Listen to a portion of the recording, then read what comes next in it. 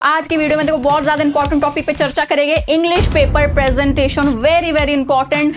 पूरा का पूरा इंग्लिश पेपर कैसे अटेम्प्ट करना है, क्या चीज ध्यान रखनी है, क्योंकि पूरा साल आप कितना भी पढ़ लो, एंड में तो यही पन्नों के अंदर सब कुछ लिख कर आना है।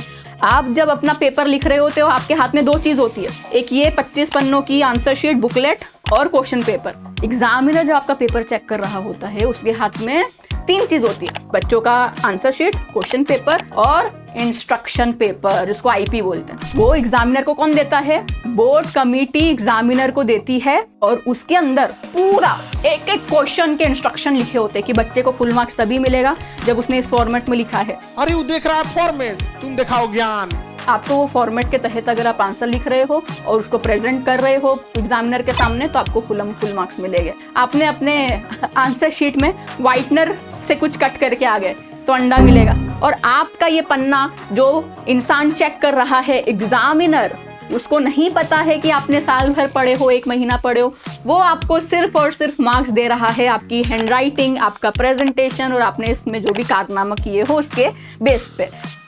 जो आपका पेपर चेक कर रहा है वो कोई रोबोट तो है नहीं, वो एक इंसान है। यानी हम उसकी साइकोलॉजी बहुत अच्छे से समझ सकते हैं कि क्या क्या हम करेंगे तो वो खुश होगा, इम्प्रेस होगा। इतना जबरदस्त लिखा गया है कि इसमें हम 4 अंक पूरे के पूरे देंगे। ऑफ कोर्स इंसान का अगर हम काम आसान करते हैं तो वो खुश होता है, मुश्किल करते हैं तो भाई गुस्से में मार्क्स काटेगा। टोटल 20 हैक्स आपके साथ इस वीडियो में शेयर करूंगी। Are you ready? Let's start. कि सबसे पहले आपके हाथ में आंसर शीट आएगी, आप क्या करोगे मुझे पता है, आप मार्जिन खींचोगे। अब बहुत सारे बच्चे क्या गलती करते हैं, उनको पता नहीं होता है कि भाई हमको जो पेपर मिलता है उसके अंदर बोर्ड कमेटी ऑलरेडी इधर पे और इधर पे लाइन खींच के देती है। आपको अगर लाइन खींचना ही है, इतना ही आपको लाइन मारने का शौक है, तो आप क्या कर लो, दूसरे साइड वाला जो हिस्सा है वहां पे आप लाइन मार सकते हो, वो भी एकदम छोटी सी पतली सी लाइन। जैसे मैं आपको क्या करती हूँ, मैं आपको इस वीडियो के एंड में बहुत बड़ा बोनस देने वाली हूँ 99 मार्क्स के, जो बच्चे ने हमारा स्कोर किया है। तो उसमें भी आप एक चीज नोटिस करो कि बच्चे ने पेपर लिखा है और उसकी मार्जिन कहाँ है, सिर्फ एक लाइन आपको अपनी तरफ से खींचनी है। बहुत सारे बच्चे क्या करते हैं, इधर से खींचेंगे, इधर भी लाइन मारेंगे, इधर भी, हर जगह लाइन ही लाइन मार रहे, इतना उनको क्रेज हो जाता है। टाइम वेस्ट नहीं करने का, ठीक है। पेपर के एक पन्ने में लाइन मारे, खत्म हो गया, मार्जिन की बात खत्म। क्वेश्चन नंबर कैसे लिखे, दूसरी चीज, बहुत सारे बच्चों को ये भी नहीं पता होता है कि हमारे आंसर शीट के अंदर क्वेश्चन नंबर लिखने की भी जगह दी गई होती है। तो यहाँ पे आपको क्वेश्चन नंबर पुट करने होते हैं, इधर नीचे वाला, ऊपर वाला नहीं, ऊपर तो एग्जामिनर के लिए होता है। तो क्या करते बच्चे लोग, वो बॉक्स को छोड़ के बीच में करते हैं, नहीं, दिया गया है वो उस तरीके से लिखो, वही आपका सबसे बेस्ट प्रेजेंटेशन है, ठीक है। बोर्ड्स मार्क्स कैलकुलेशन रूल, गौर से सुनो। बहुत सारे बच्चे क्या करते हैं ना, ये बहुत बेसिक चीज आपको बहुत लोग बोलते हैं कि भाई सीक्वेंस में आंसर लिखना, सीक्वेंस में आंसर लिखना, क्योंकि एग्जामिनर का काम आसान होता है। अब उसके पीछे का लॉजिक मैं आपको समझाऊं। बोर्ड में जो मार्क्स कैलकुलेशन होता है वो कैसे होता है पता है? यहाँ पे आपको एक हिस्सा दिख रहा है, क्वेश्चन नंबर 1 2 3 4 5 6। तो यहाँ पे बेसिकली होता क्या है, क्वेश्चन नंबर 1 में अगर आपको टोटल मार्क्स मिले हैं, मान लो वो क्वेश्चन था 34 मार्क्स का और उसमें आपको मिले हैं 31.5, तो वो क्वेश्चन नंबर को राउंड फिगर करके वो लोग 32 कर देंगे। उसी तरीके से क्वेश्चन नंबर 2 में अगर आपको मान लो 16 मार्क्स का वो है और आपको 13.5 मिला है, तो आपको राउंड फिगर 14 कर देंगे। ऐसे ही question number 3, question number 4, question number 5 करेंगे। फाइनल ये यहाँ का जो टोटल है, यानी बेसिकली आपके जो आधा मार्क्स आपका कैलकुलेट होके प्लस होते जा रहा था, वो आपको 2-3 मार्क्स तो ऐसे ऊपर के मिल जाते हैं। एग्जामिनर को फील करना होता है क्वेश्चन वाइज, और आपने आंसर ही इतना आगे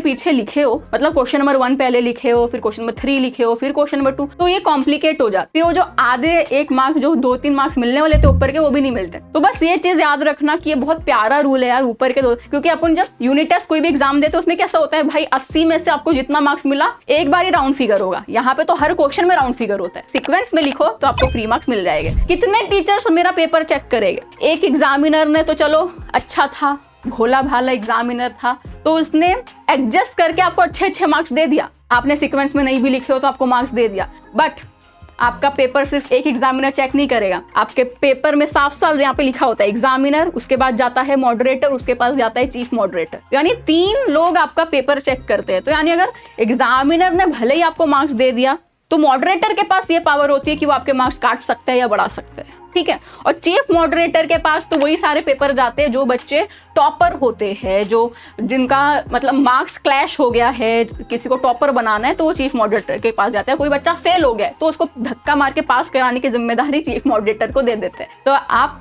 ये चीज़ ध्यान रखना, टोटल तीन दो के थ्रू आपका पेपर चेक होगा। तो यार प्लीज़ वो कुछ एक्सपेक्टेशन कर रहे हैं वही आप प्रेजेंट करना उनके सामने, वही आपका बेस्ट प्रेजेंटेशन। उसके बाद आता है फ्री मार्क्स कब मिलता है, और फ्री मार्क्स चाहिए और कैसे फ्री मार्क्स मुझे मिलेगा। तो दूसरा सबसे बेस्ट फ्री मार्क्स पाने का ऑप्शन है कि attempt all question even if you don't know the answer. कभी कभी क्या होता है बोर्ड एग्जाम में सीधा सीधा गलत क्वेश्चंस आते हैं। 2023 में जो बोर्ड एग्जाम हुआ था उसके अंदर आप यकीन नहीं करोगे, बैक टू बैक तीन क्वेश्चन क्या हुए थे, गलत आए थे। और तीनों क्वेश्चन जो थे वो 2-2 मार्क्स के थे, यानी टोटल 6 मार्क्स बच्चों को फ्री मिले थे। कौन बच्चों को? जो बच्चों ने एटलीस्ट वो क्वेश्चन अटेम्प्ट किए थे।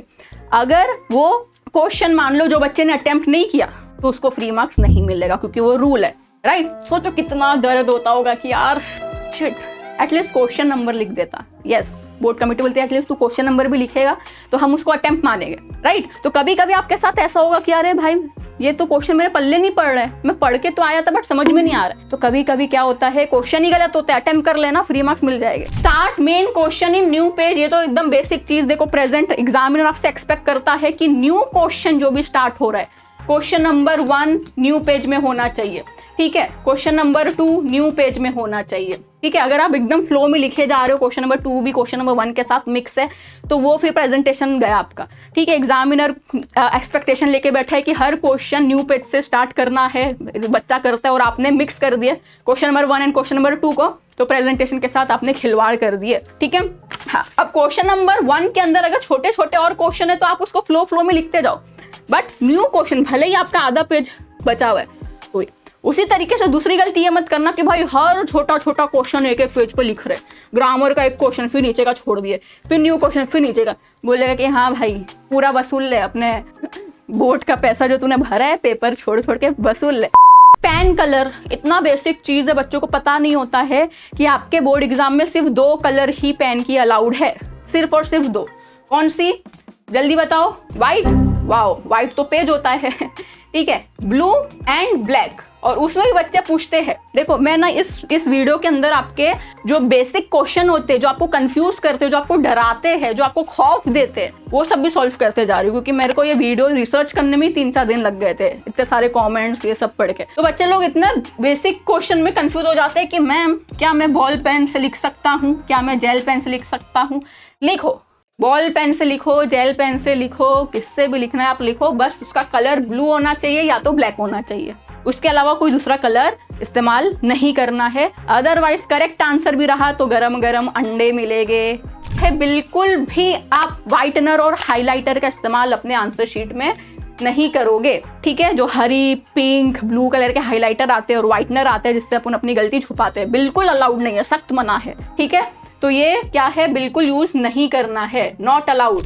Next, underline is equal to attention of examiner. आप जो भी आंसर लिख रहे हो उसमें आप कुछ कटम कुटी कर रहे हो, ठीक है। मान लो आपने कोई वर्ड लिखे, जैसे मान लो अंडरस्टैंड, उसकी स्पेलिंग आपसे गलत हो गई, आपने ऐसा लिख दिया, तो अभी आप उसको कट कर रहे हो ऐसा ऐसा ऐसा, तो आप क्या कर रहे हो, अपनी गलती पे एग्जामिनर का अटेंशन ला रहे हो। तो सिंपल सा आपको क्या करना है, आपको अपनी गलती को हाईलाइट नहीं करना है, आपको आपने जो अच्छा काम किए हो अपने आंसर शीट में उसको हाईलाइट करना है। तो अगर आपसे कोई गलती हो गई, कोई गलत स्पेलिंग आपने लिख दी और आपको कट करना है, एकदम सिर्फ एक लाइन मारो कि पता भी नहीं चले कि आपने वो कट करे हो, वो इतना क्लीन लगे। और हाईलाइट उस चीज को करो, हाईलाइट मतलब वो हाईलाइटर से नहीं, अपने पेन से ही उस वर्ड को हाईलाइट करो जो आपने कुछ अच्छा लिखे हो, कुछ अच्छे वोकैबुलरी का इस्तेमाल करो, कुछ अच्छे प्रोवर्ब का इस्तेमाल करो, उसको हाईलाइट करो। क्योंकि हाईलाइट जो चीज आप कर रहे हो, आप जो चीज अंडरलाइन कर रहे हो, इट मीन्स आप उसमें अपने एग्जामिनर का अटेंशन डाल रहे हो।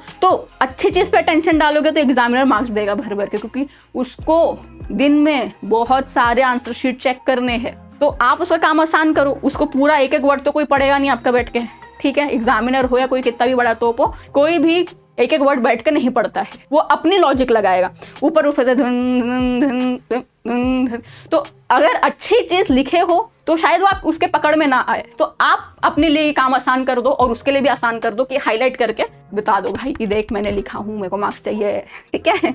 Short word is equal to अंडा गरम, ठीक है, क्योंकि इंस्टाग्राम व्हाट्सएप वाली दुनिया में अपन चल रहे हैं तो एकदम हाथ में बैठा हुआ है कि बड़े बड़े शब्द को एकदम शॉर्ट में लिखते हैं। हाउ आर यू को H R U, as soon as possible को एस है, प्लान में, मतलब बहुत लंबी लिस्ट है। तो अगर आप इतना बड़े बड़े आंसर लिख रहे हो, मतलब स्पेशली राइटिंग स्किल में, समरी राइटिंग में, पर्सनल रिस्पॉन्स में, आपने अगर वहाँ पे ऐसे शब्द का इस्तेमाल कर दिए तो भले ही आपका आंसर करेक्ट है, एग्जामिनर आपको कटम कुटी कर देगा और गरम गरम अंडे दे देगा मार्क्स में। तो ये थोड़ा सा इंस्टाग्राम की भाषा को अपने को करना पड़ेगा कंट्रोल, ठीक है। तो प्लीज बिल्कुल भी शॉर्ट वर्ड का इस्तेमाल हम नहीं कर सकते, अदरवाइज आपके पेपर प्रेजेंटेशन में आप खिलवाड़ करके आ जाओगे।